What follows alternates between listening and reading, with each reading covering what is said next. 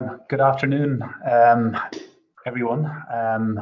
I see we still have people joining, but we did say we'd start at 12:30, so start we shall. Let me first begin by introducing myself. My name is John Lynham. I'm the new Deputy Head of Mission here at the Irish Embassy in Berlin. I've just arrived in Berlin in the past week, and I'm replacing Maeve von Heinitz, who many of you would have known. Maeve has gone to Mexico as ambassador, and I've arrived myself from Frankfurt, so not so far. I was Consul General for the past 2 years, having opened a mission, our first consulate in mainland Europe back in 2019. And delighted to be here. And today I'm covering for Thomas Bellew, who many of you will also know. Thomas is on annual leave and will rejoin for the next Friday Club in October. Some of you may have heard that Thomas had originally planned to leave, but he is to stay for another year, which is great news for all of us and hopefully for all of you. But today we are together, of course, to hear from Jennifer Collins. And I would just like to spend a moment or two introducing Jennifer.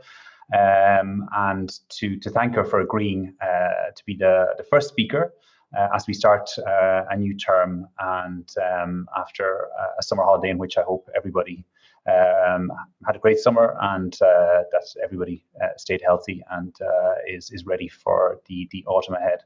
So Jennifer is an award-winning multimedia journalist based here in Berlin.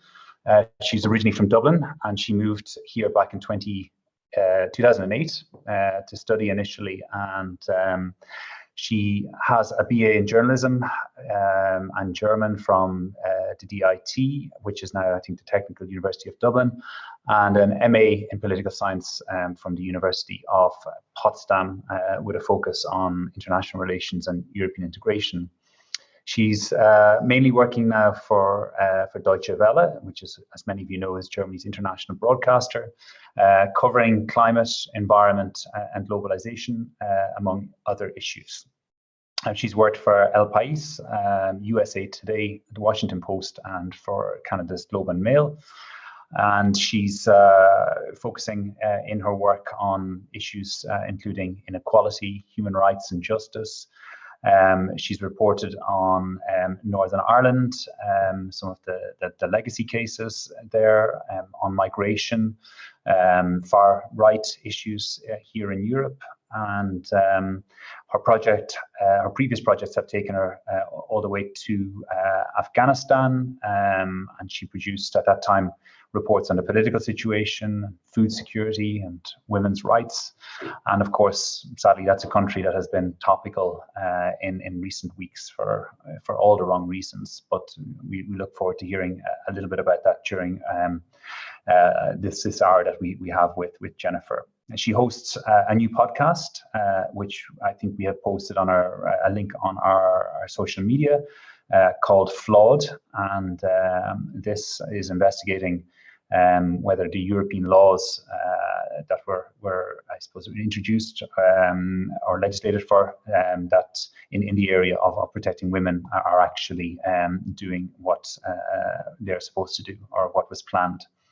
So with that brief introduction, I'm delighted to hand the virtual microphone over to Jennifer and to tell us more about her interests and her work, and I suppose what brought her to Berlin and what keeps her in Berlin. So Jennifer, the floor is yours.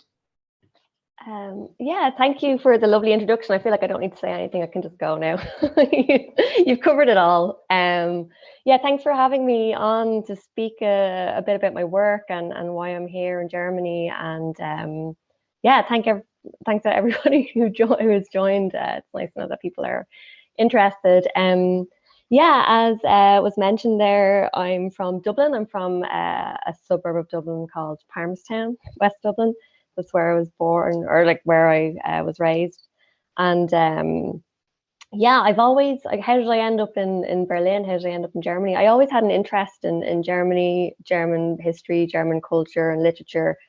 And I already had kind of a connection to Germany in that my great aunt, my grandmother's sister, moved here in the 60s with a group of women from Dublin. They all went to like a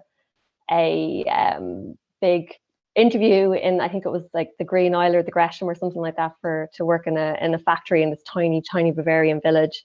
And they all got the job and moved over. So they were kind of part of like the Gastarbeiter movement at that time. But you don't really hear about Irish people in that context. And so I'd kind of like been back and forth to Germany a bit when I was younger, and they'd visited quite a lot in Ireland with her family from Germany. So there was always kind of an interest there. So when it came to my degree, I studied journalism in German, so pretty straightforward. Now I'm a journalist in Germany.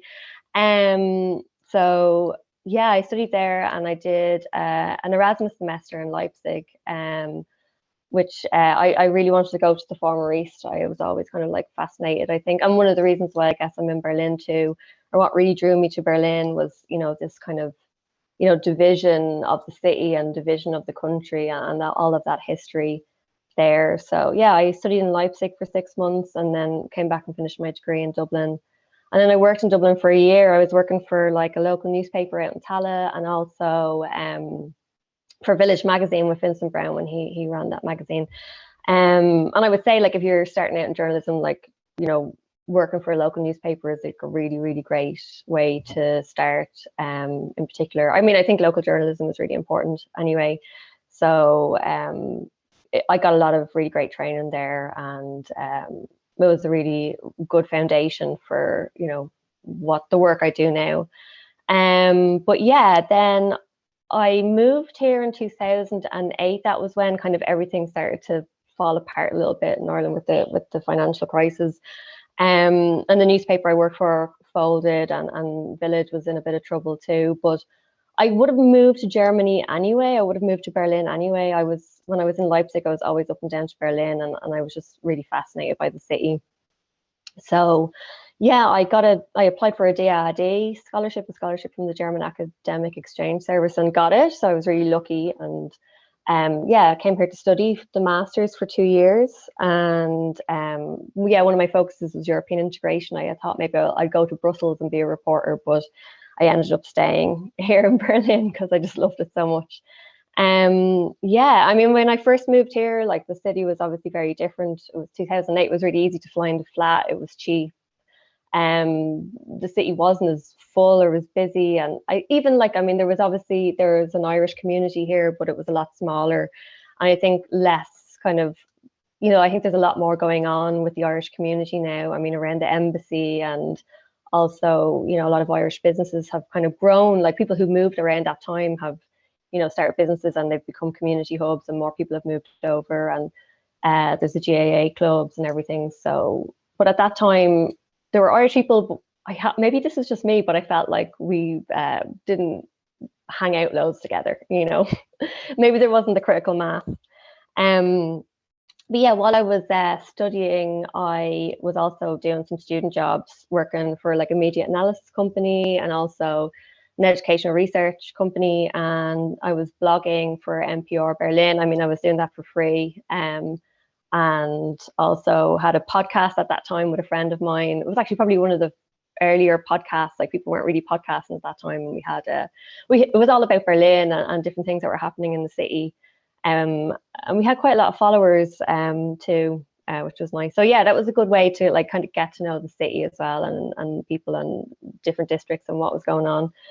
And then when I finished my degree, yeah, I was still kind of doing that and still doing those jobs, and trying to get work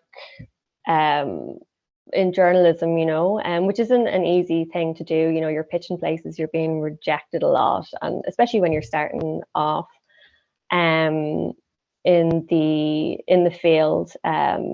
So it can be a little bit demoralizing, but I would encourage anybody who's at that stage, just keep on plugging if they can. But yeah, I started.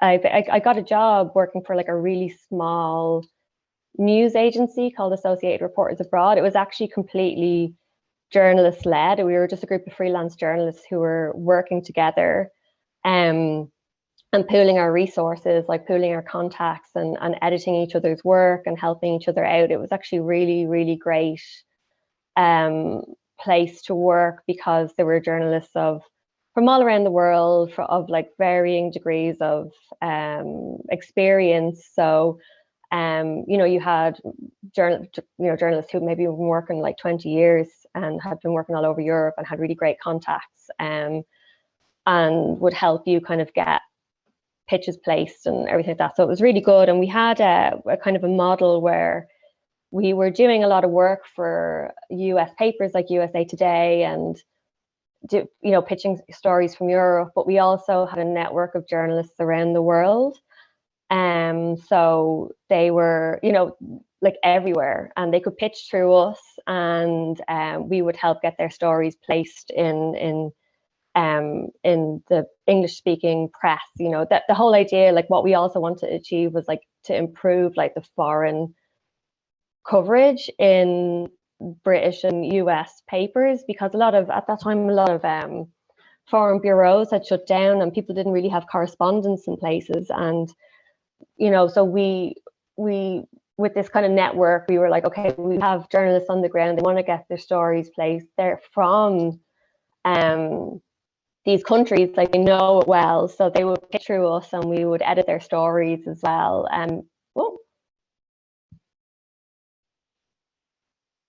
Hello. Sorry, something happened there to my computer.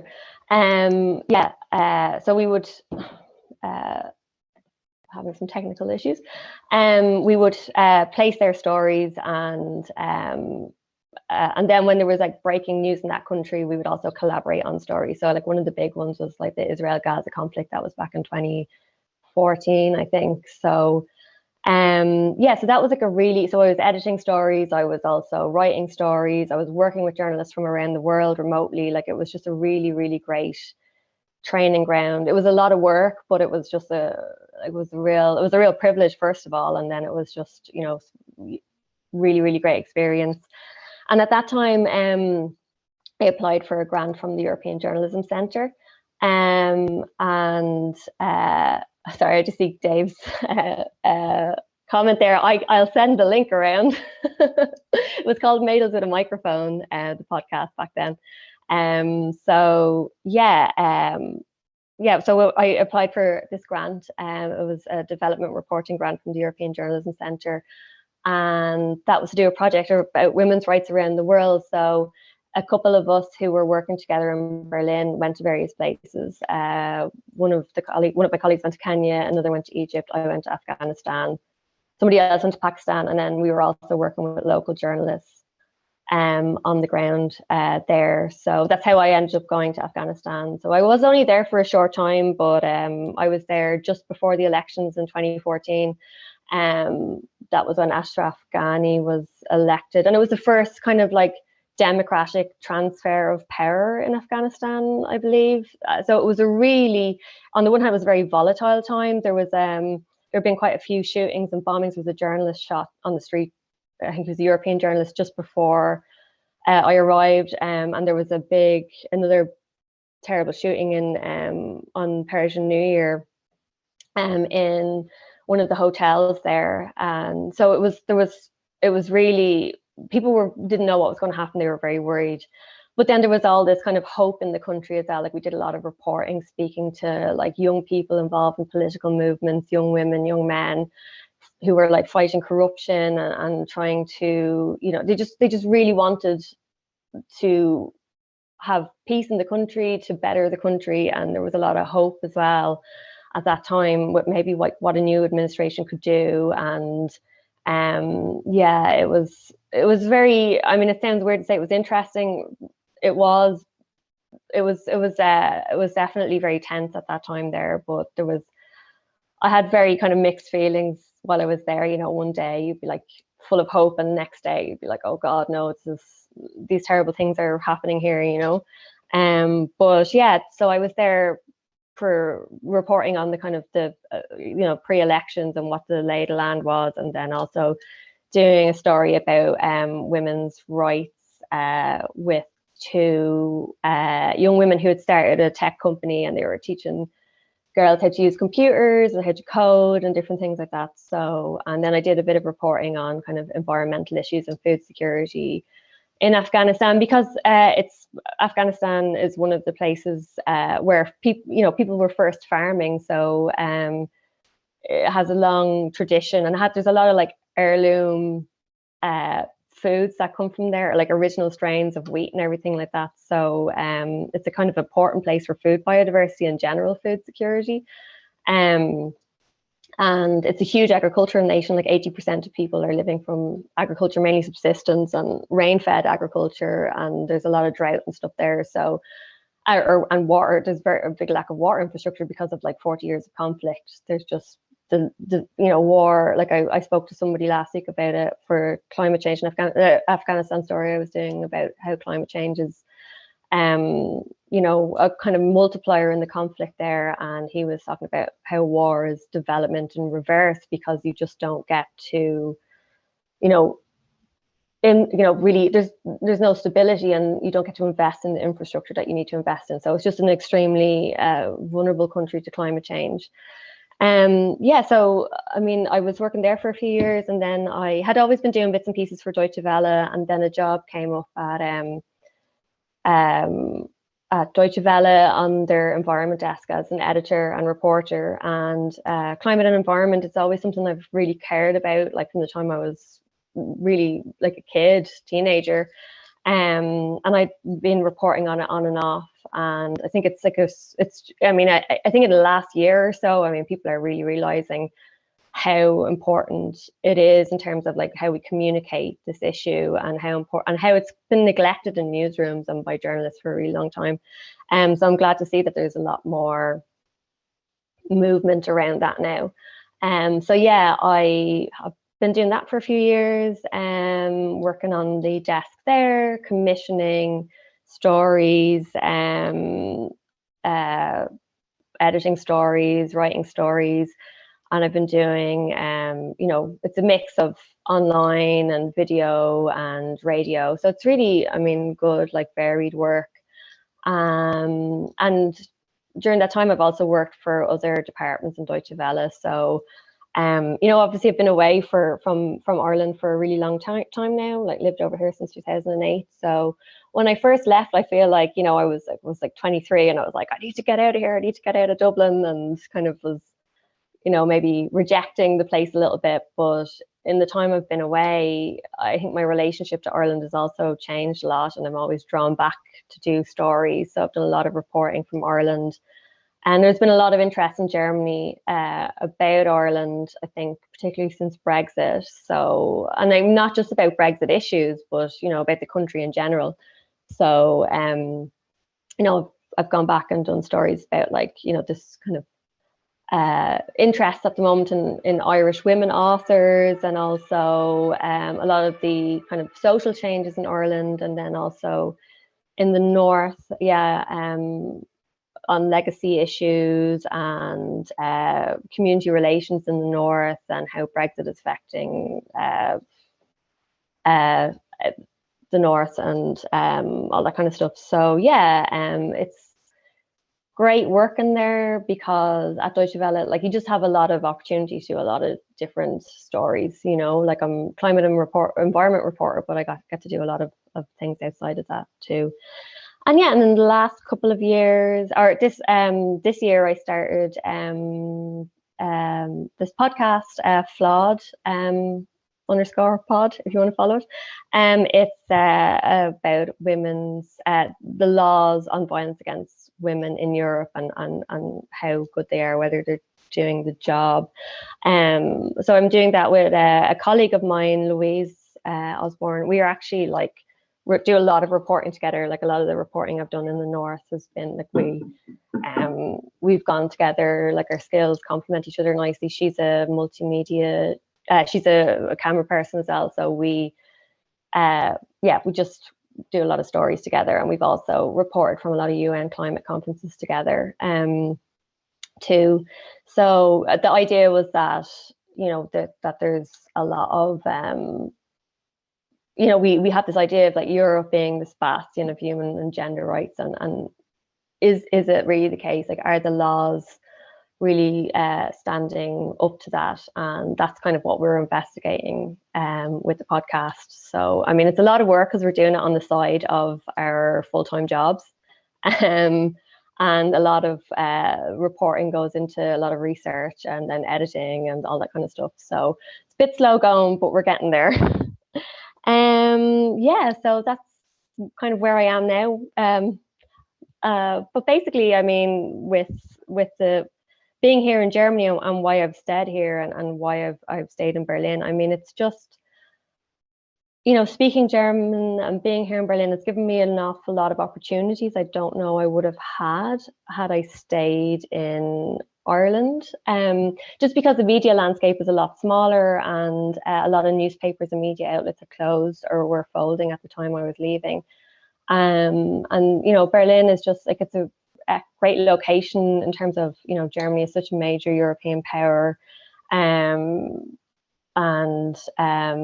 When I moved here first, obviously it was really cheap, and I've lived in the same apartment for years. I mean, like, I have to qualify with that as well. Like, it's really hard to make a living as a journalist. It's really hard to be a freelance journalist. There's a lot of hustle involved, but I'm really lucky in that I found this job at Deutsche Welle. It gives me a lot of freedom to do other stuff outside as well.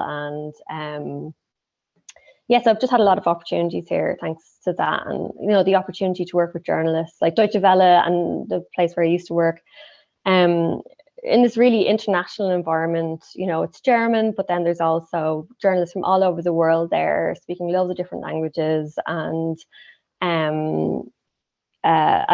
know, working with them here in Berlin and also remotely is really, really great. And I think that's one of the reasons why I've stayed in Berlin, because I'm not sure that that's it's not so easy. It's not such an easy thing to find, you know.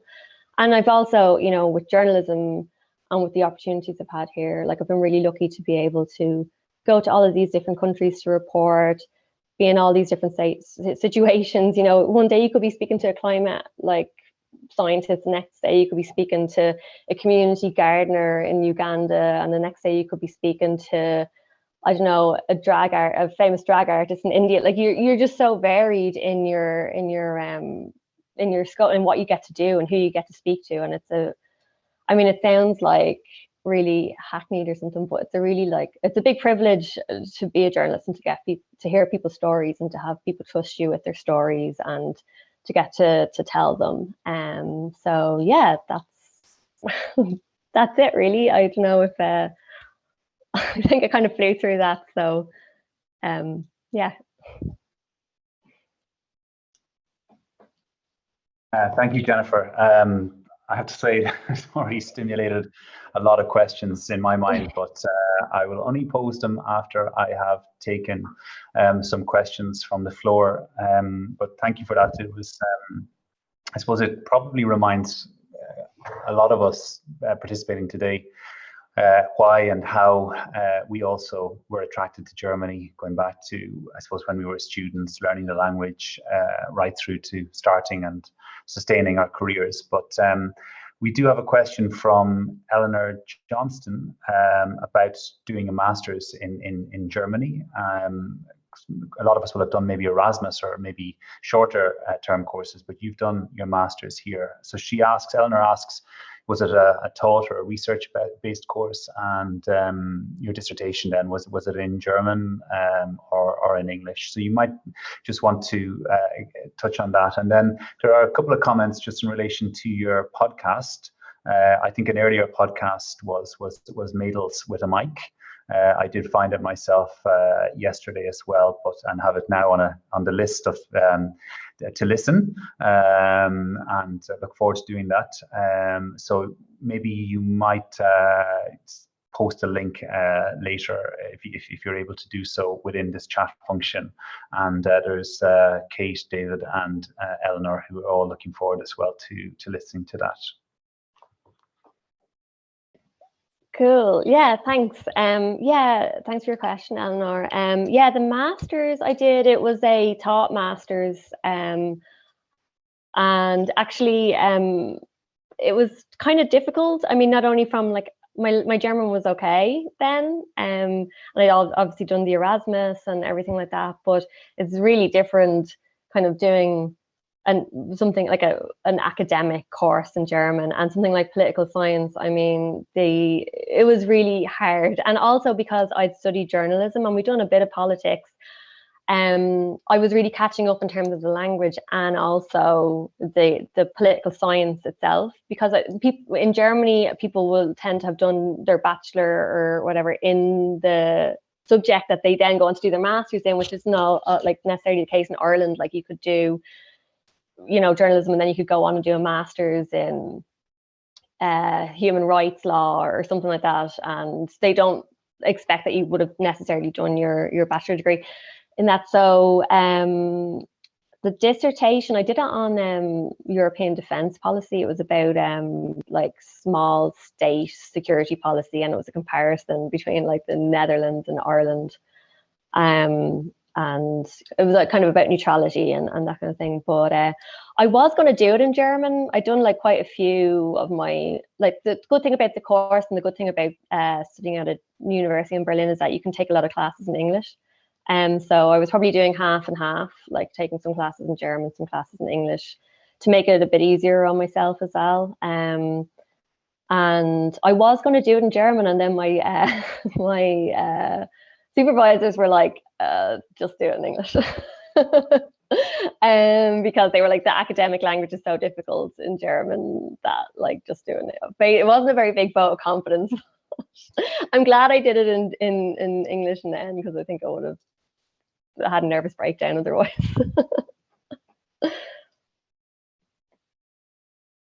Great. That's really interesting. I'd be interested actually in I don't know if masters are widely shared or published, but I do have to engage with obviously the political and defense and security issues. So if it's possible to share any part of it or some of it, I'd be definitely one interested audience member. So just to encourage people maybe to use the chat function or to raise their hand if they have a question. I might take this opportunity then just to pose one question, and then we'll take David and John's. Yeah, just you mentioned, I suppose, the climate and environment interests, and they are, of course, very, very clear central topics in the current political debates around the elections. But there's a whole range of other issues, of course, that you're interested in. And I'm just wondering to what extent you think that they're being covered or neglected or ignored during the current campaign, and what maybe interest groups might do to raise the I suppose the interest level or the just the noise, so to speak, on those particular issues. And then just a second question related to trying to encourage, you mentioned just how you've had opportunities here that you didn't think you might get in Ireland, and how do we get then more young people in Ireland to focus on Germany and to see the opportunities that you have outlined for us? Sorry, the first question, was that in regard to the German election?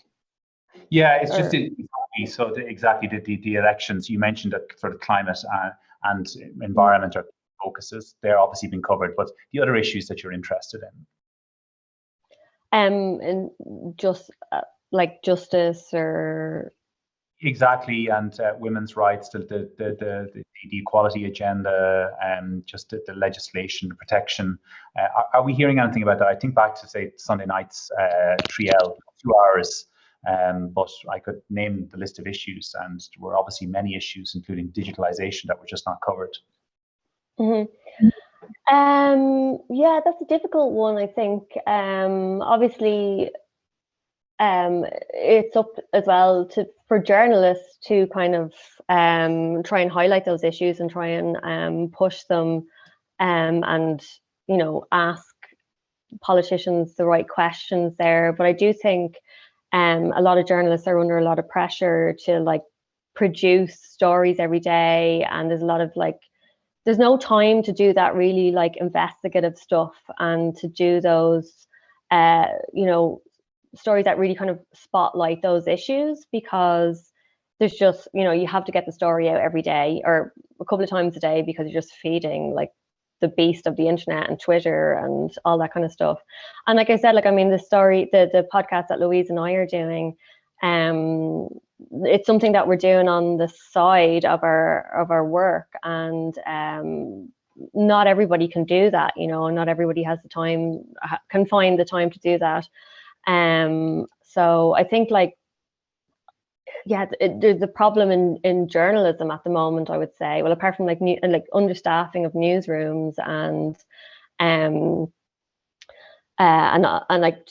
just like pressure to get these stories out, and no real funding or like no resources and capacities to do these other kinds of deep dives. Because I mean, if nobody's going to hold the state accountable or politicians accountable, then, and nobody's has the space to write these stories or look into these stories, then yeah, I don't see there being that much movement. Of course, you have like activists and lobby groups and stuff like that who are doing great work as well. Like, but you know, if you want to get it out to a wider audience, then trying to push it up. We're also so focused on the news, on news events, you know, and we're very, very tied to the news cycle. So, I mean, even with Afghanistan, you know, stuff has been bubbling up there for such a long time, and there's been so many issues.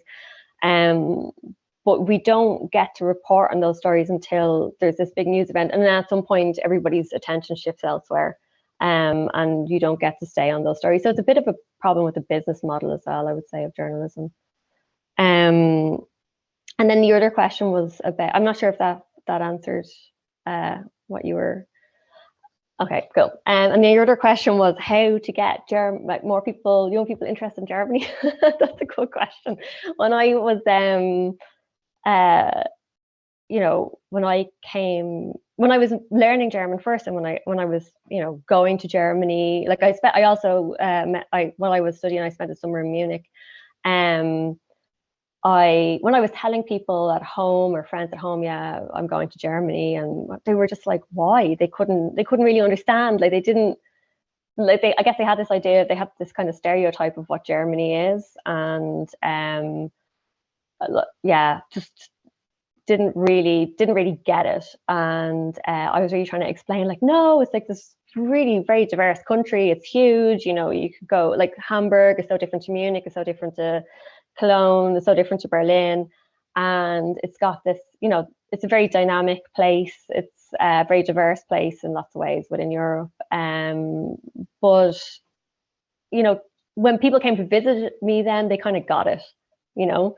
But how you translate that into like encouraging more people to like learn German or be interested in the country, I'm not sure. Like more school. I mean, I don't know how wide when I was. German was taught in my school. I'm not sure how widely taught it is at the moment, where people are kind of favouring other languages. But yeah, maybe Germany needs to go on a big promotion campaign in Ireland. Germany, so much more than Volkswagen and I don't know, things being on time. Which they are. Yeah, for the German Embassy and Institute, I'm sure it's a question that concerns them every day. But it's also equally good for us when it does happen, that the numbers increase. But we have some. Thank you for those answers. We have quite a few interesting questions that came in the meantime. So David Gordon asks about your book. When is it coming out? So, you know, I'll be interested, as will others, to hear if that is indeed a project. And then John Neelan asks about whether there's a journalists community, you know, that would exchange with each other here in Berlin, or if there isn't, you know, is there a need to create a dedicated physical space for journalists? And then we have a question from Owen Holland on climate stories that you might be working on, and just asks whether there's the greenwash lobby is effective in, I suppose, its aims in I suppose defending some of the car companies that we know are so strong here, and that their goals might conflict with Germany and Europe's climate goals. And then a final question from Helen McHugh, which is on noting that you've had a great and successful career in journalism in Berlin, but asks, would you consider a move back to Ireland at some point in the future? So all great questions. Thank you to the audience for them. Okay. Yeah, thanks. David, if you have a book idea for me, great. I'll take it. No plans there yet. To John, the question about a journalism community in Berlin, that's actually, it's a good one. And I actually I meant to mention that earlier in my talk. There actually is.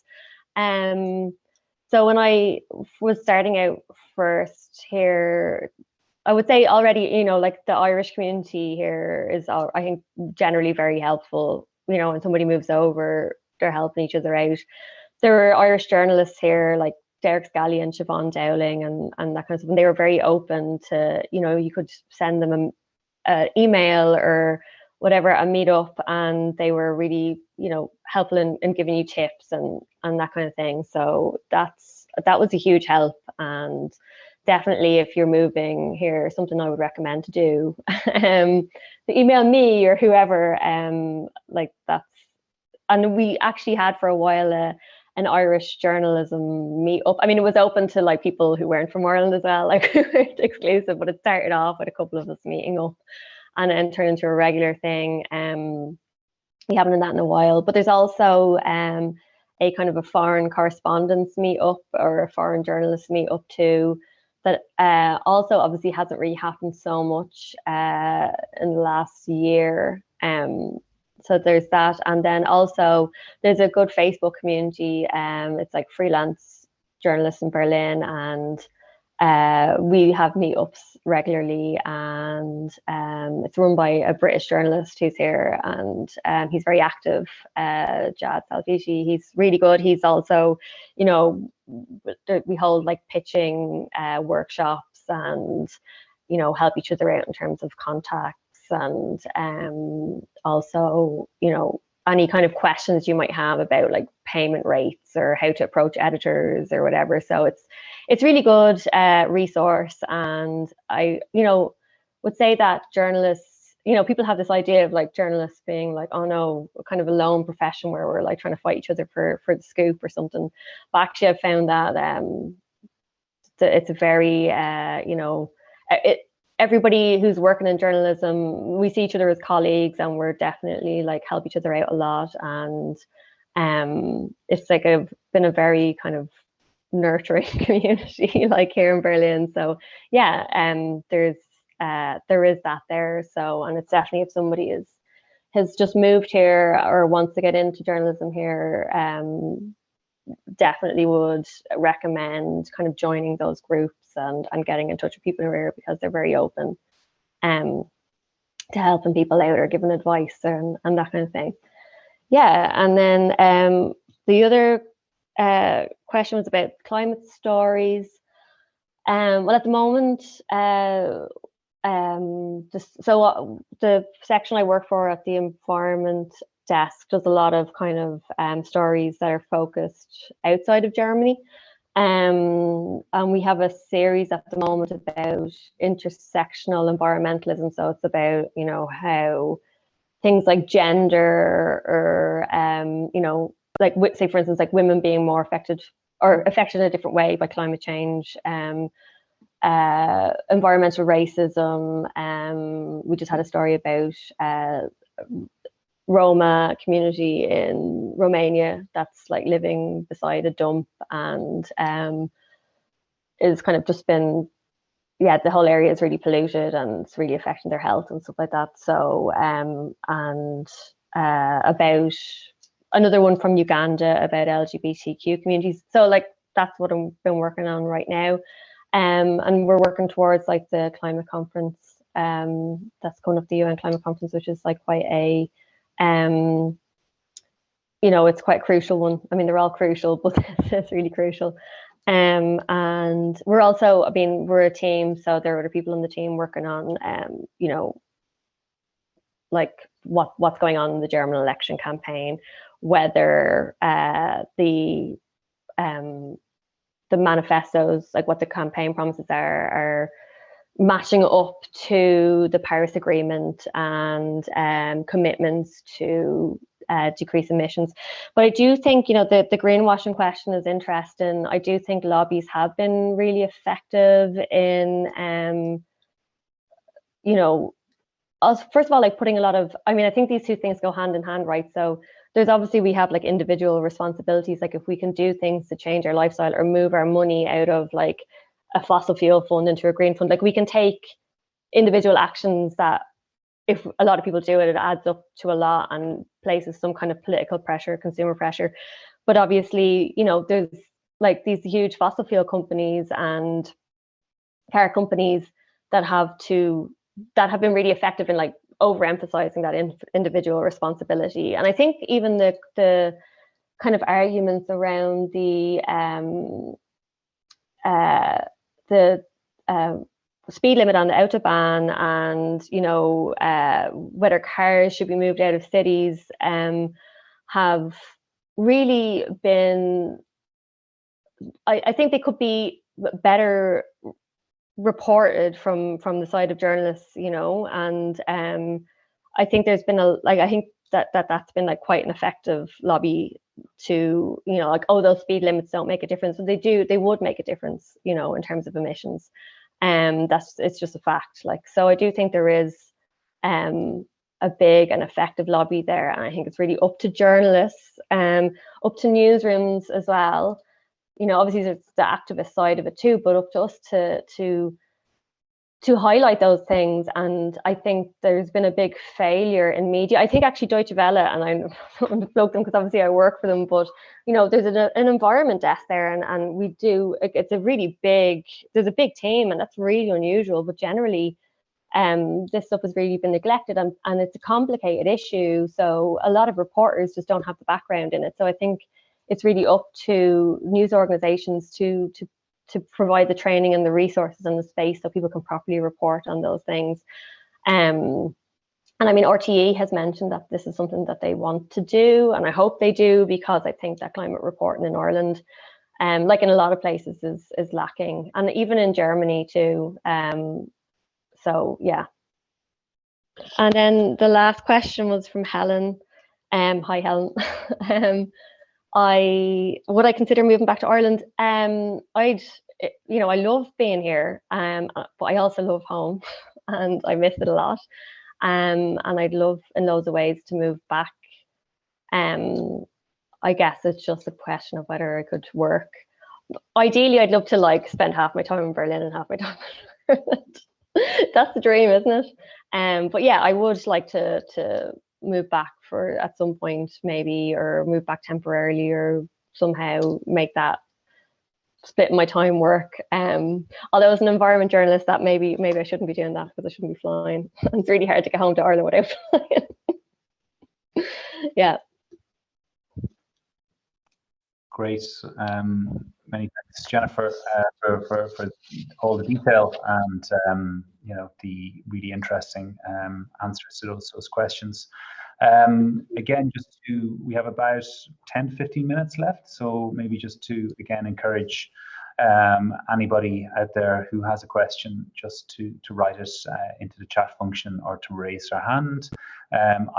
You mentioned Brexit, and I did have a question in mind, and I suppose I'm new to Berlin, and there will be a far greater number of journalists here than I would have ever encountered down in Frankfurt, and covering a far more varied range of topics and issues. But I'm just wondering, like, obviously we've had Brexit now since the referendum, almost 4 years. Like, has Brexit changed the nature of being a native English-speaking journalist here in Berlin? I imagine if you're British and you don't have maybe a passport of another of an EU member state, could be challenging just dealing with the paperwork, and then maybe there's more opportunities for people who actually do have then the right document for staying on here and taking advantage of promotion opportunities. But I'd be interested to hear your views on that. Yeah.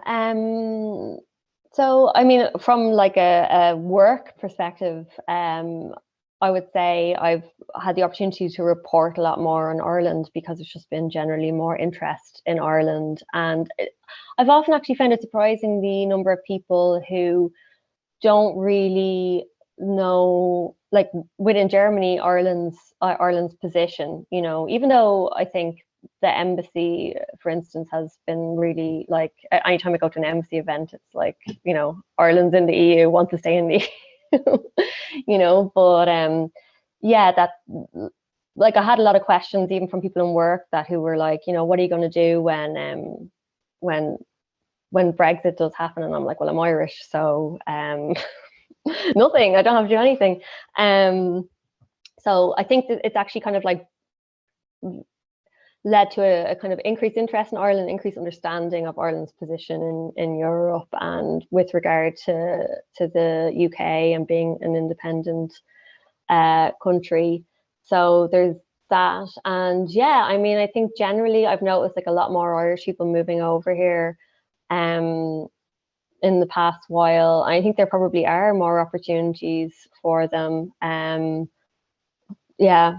And when, at work, I mean, this was like another question that came up was like, I was saying, like, people were asking, what are you going to do? People were like, are you going to marry a German? Or are you going to get a German passport? And I'm like, well, yeah, I don't have to do that. So I guess like that is just one barrier that's not there for Irish people. So it's a bit of a smoother transition to this country. We don't have to worry about that kind of paperwork. So yeah. Great. When you mentioned that you had to explain to people that it's not an issue for you as an Irish person, it chimes with an experience last week when my Irish Visa card didn't work in Commerzbank. So I went in and asked, and they saw Bank of Ireland written on it, and they were like, "Is this actually a euro account?" So I had to explain to somebody who was in their early 20s. So I feel sometimes it's explaining one by one until we finally get there. But, yeah, I've had that, like, sorry for interrupting, I've had that so often at the post office, if I'm sending something and people are like, yeah, but this is the UK, so you have to charge, pay this. And I'm like, no, this is not the UK, this is the Republic of Ireland. It's part of the European Union. And they're arguing with me on it. I'm like, I'm from there. You arguing with me on this. So yeah, it's surprising, I think, that the amount of times that happens and how often I've had to explain that. Yeah, but people are, then really generally curious about the whole thing. So it's a good conversation starter. Great. No, we'll get there. We have plenty of formal and informal ambassadors to convey the messages about the truth. But I'll give the floor another opportunity to raise a hand or type. And I know that Ilias also has signaled that he would have a question. So I will ask Ilias to come in, please, and then Owen after Ilias. Thanks. Okay, thank you, John. And my name is Ilias Bemna, and I'm the Public Diplomacy Officer here at the Embassy and taking care of the technical side of things for the Zoom call. And thank you very much for this very exciting talk, Jennifer. And my question goes into the direction of how has the pandemic affected your work? And has it maybe become more difficult for you to do in-person reporting and in-person research? Do you have to rely more on secondary sources now? Or is there also maybe an opportunity in terms of networking and using all these new kinds of media? Thank you. Yeah, that's an interesting question. Thanks for that. Yeah, it has significantly affected our work.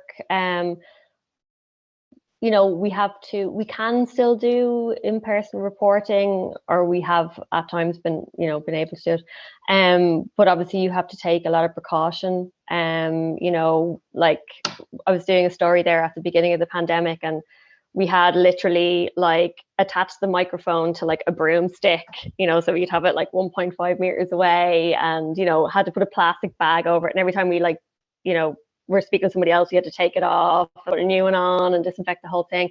So there's that. But, you know, obviously a lot of our reporting has moved online. You still do get to speak to people, you know. We'll do, there's a lot more Zoom calls, a lot more just remote recording. With radio stuff, like generally, you know, you want to go to the place, you want to speak to the person, you get the best sound quality, you can get like the kind of atmosphere, you can, you know, I don't know if you're talking to somebody who's I don't know, working in a bakery, and so you can get like the sounds from the bakery, and so to create that kind of image in your mind in your radio report, and you're not able to do that anymore. But you know, people are very, and you won't have as good sound quality, but I think like people have been, you know, people know that we can't go to places, and they know that they're remote recordings, and like they're forgiving of that. Also, it has weirdly like opened up opportunities. Like I'm working on a podcast now about love and relationships in India, with a team in India, and with one of the news, it's a collaboration of DW and Indian Express, which is like a huge media outlet in India, and the host is German Indian, and it's it's a mixed kind of team here of like Germans and, you know, me as an Irish person, and some of our Indian colleagues as well, and the host is in Australia, all the guests are in India, and like we're here in Germany. So like that wouldn't usually have, like, I don't think that would have happened like necessarily pre-pandemic. Like they would have, you know, the host would have had to like maybe go to India to do the story, you know, like, so yeah, or we would have maybe had another different host. So it's opened up opportunities for like different kinds of reporting and new projects for sure. But I do miss being able to report in the field more, like, because I think that's where you get the best stories, and you know, you can really create a vibrant report, and you know, really transmit it to the story to the reader in a different way, or the listener, and yeah, so hopefully we'll get to do more of that again in the future. Thank you. Thanks. And we'll bring in Owen. Owen has a question. Owen Holland. Okay, I'll try and keep it short. First of all, thanks very much, Jennifer. When I saw the tweet about this talk, I knew it was going to be fascinating, and it really has been. So thanks very much straight off the bat. That been very interesting and insight into your work. And also, like, you respond to my question. You were sort of outlining that definitely a lot of your work centers around climate justice and about human stories, and obviously, you know, like, you know, you can close all the factories you want, but there's people at the other side, and that's you know, that's going to become more and more prevalent over the next few years. You've mentioned RT, and I was sort of background involved in that. In Ireland, and it's exceptionally formative. It's very early stages. It's very small work, but the Irish broadcasters are trying to test the idea of aligning with the Sustainable Development Goals over the next few years, and I'm sure you would be more than familiar with them. I could tell from your work straight away that you're tripping over them every 2 days, and that's why you would see RT and Radio na Gaeltacht have made statements about them, and some of the smaller broadcasters have a lot more difficulty because they're so closely tied to would say non-climate compatible companies for their advertising revenue. But it's very formative in Ireland, and you know, RTE's statement was a statement of intention, and that's exactly where they are. They have actually committed staff at this point to that. But has there been anything on that side in Germany with the Sustainable Development Goals in regard to integrating it into the journalists' broadcast side that you've come across so far? Thanks for that, Owen. That's really interesting. I mean, I saw the RTE statement and I was like, yeah, I was really happy to read it, because like last year I've been like, I just want to go home and start up a climate like reporting service. But the journal has been doing some really good stuff as well around that. They have this like good information project, and yeah, but you're right. Like, I mean, for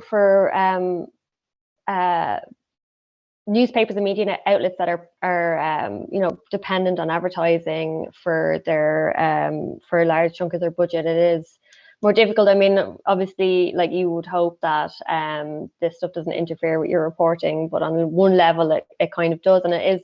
I think like public service broadcasters don't have that pressure, so it's really important for us to because we can report more openly. We have more opportunity to report on things that aren't necessarily like click driven and all that kind of stuff. But yeah, in Germany, I think to be honest, I haven't really seen that. I might have just missed it, but I haven't really seen a push to that. And I think that some of the reporting I've seen from like the state broadcasters here with regard to the climate stuff, I think is still, for me, not, it's still a little bit behind, for want of a better phrase. You know, it's not really addressing it's still bogged down in like in arguments that I think we've moved on from already, you know. I don't know, I mean, and again with Deutsche Welle, like we have we've had an environment department for like a really long time, and we've had an opportunity to really like build up that expertise and build up the resources and build up the capacities. But I do think one of the problems with climate reporting and environment reporting in general is that it's still very siloed within like a department, whereas I think, you know, obviously the ideal situation would be that journalists in newsrooms generally would have some kind of grounding. I mean, obviously, you know, reporters have a beat and they will be very knowledgeable on that beat, and you can't be knowledgeable on everything. But I think everything now is kind of happening in a context of climate change, you know, and can't be ignored. So if we're, you know, I was listening to a report the other day where we had, or it was a few weeks ago now, where, you know, it was talking about the IPCC report, you know, on extreme weather. And then the next report was a business report about like, oh, we're, you know, recovery and oil demand and everything like that. And, you know, there's complete cognitive dissonance there, like, because those, you can't talk about that and be like, oh, great, economic recovery, but the, you know, and not mention the fact that this is actually a driver of greenhouse gas emissions. So I think there has to be some kind of connection there or context there for that as well, you know. And I think that's it's like a bit of a missing link at the moment. Sorry, I don't know if that answers your question. No, absolutely. And I would say, just to reflect, what you said is pretty much a mirror image of where we're at in Ireland as well. We're not in the Jetsons version of things at all. It's the same thing. It's you know, the world's burning, but here's a beautiful truck you can buy, you know.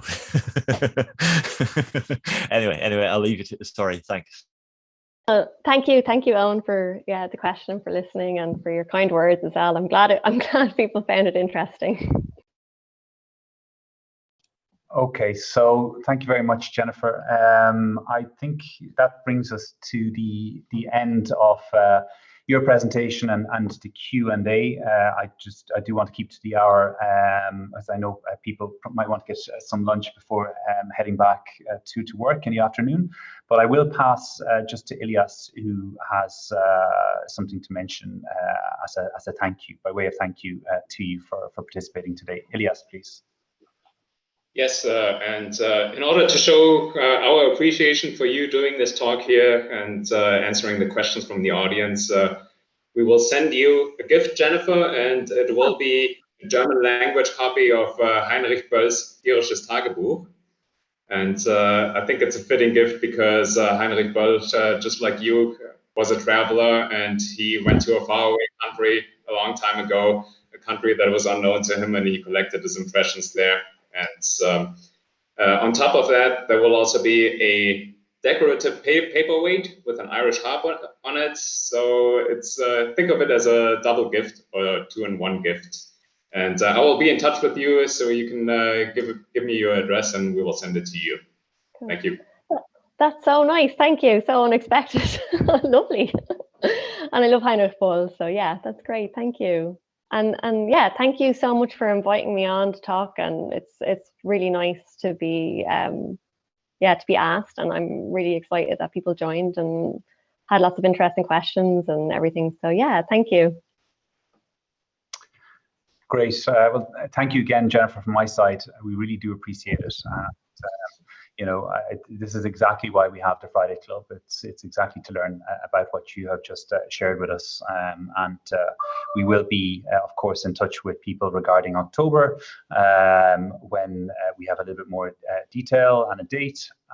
Just thank Ilias as well on my side, who worked very hard to put together today's event. And to encourage any of you who haven't signed up to our Monatsbuch to do so, we've put together September's yesterday, and it's available on our website as well. And but you can sign up to receive it directly monthly to your mailbox. We have, for example, this weekend we have the Irish composer Anne Clear having her work performed at the Philharmonie. We have John Banville and a number of other authors as well in September appearing at various events in person and by video link. And then we will have Ireland in Frame towards the end of September here in the embassy and online. So hybrid events and hopefully in-person events as well later this autumn. So our social media, as just many of you know, is at IRL EMB Berlin, and then we have also Facebook and Instagram channels as well. But just to sign off and thank you all for a great set of questions and for being a very attentive audience, and to wish you a very good weekend and September ahead. So thank you from all of us here. Thanks. Bye. Bye-bye.